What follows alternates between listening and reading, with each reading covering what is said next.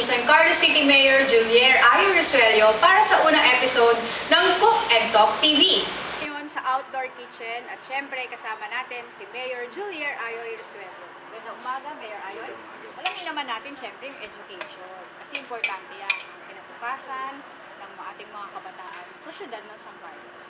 So, pwede niyo po ba kami, sir, bigyan ng background? Napakagandang topic niya, no? Dahil sa 2.5 taon na tayo ay umupo bilang mayor ng siyudad ng San Carlos, meron na tayong napagawang 3 bagong eskwelahan, 3 Dito bagong po sa elementary school sa mga barangay, at tayo rin ay nakapag-establish ng community college.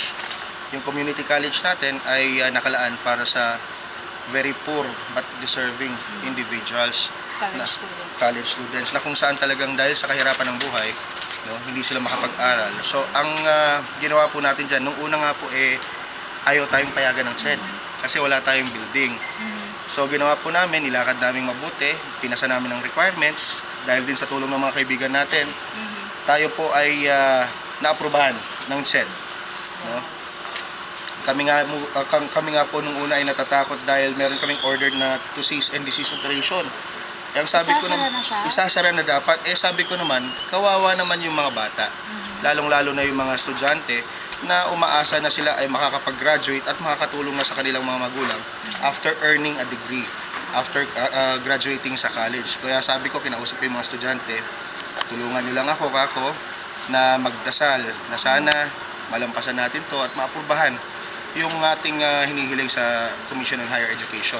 Nung na-approve na yon, kami rin ay naging miyembro ng Association of Local Colleges and Universities, no?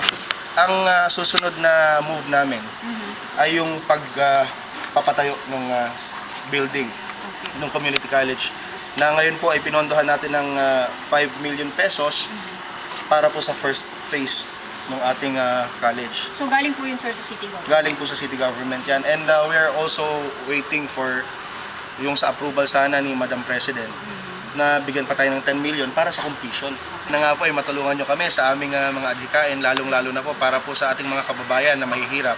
Atin pong isinusulong ang edukasyon para po sa ating mga kababayan, kahit na po sila ay nahihirapan, sila po ay may karapatan para mag-aral at makatapos magkaroon ng degree, makatulong sa kanilang magulang at maging isang tao na nakakatulong sa pagpapataas ng moral at pagpapataas ng ating ekonomiya. Pilit nating maipatayo yung foundation, yung Julian Valerio Memorial Foundation, na kung saan tayo ay kakalap ng pondo, hihingi ng suporta at tulong ng ating mga kababayan sa ibang bansa o kahit na mga kababayan natin dito sa siyudad ng San Carlos para matulungan din yung ating mga estudyante sa community college.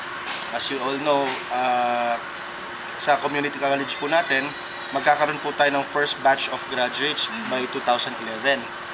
So, hopefully po ay meron na tayong mga maipapakita na tayo po ay nakapagpag-graduate na sa ating kolehiyo. At alam ko naman po ang kanilang mga magulang, pati ang mga estudyante ay magiging masaya.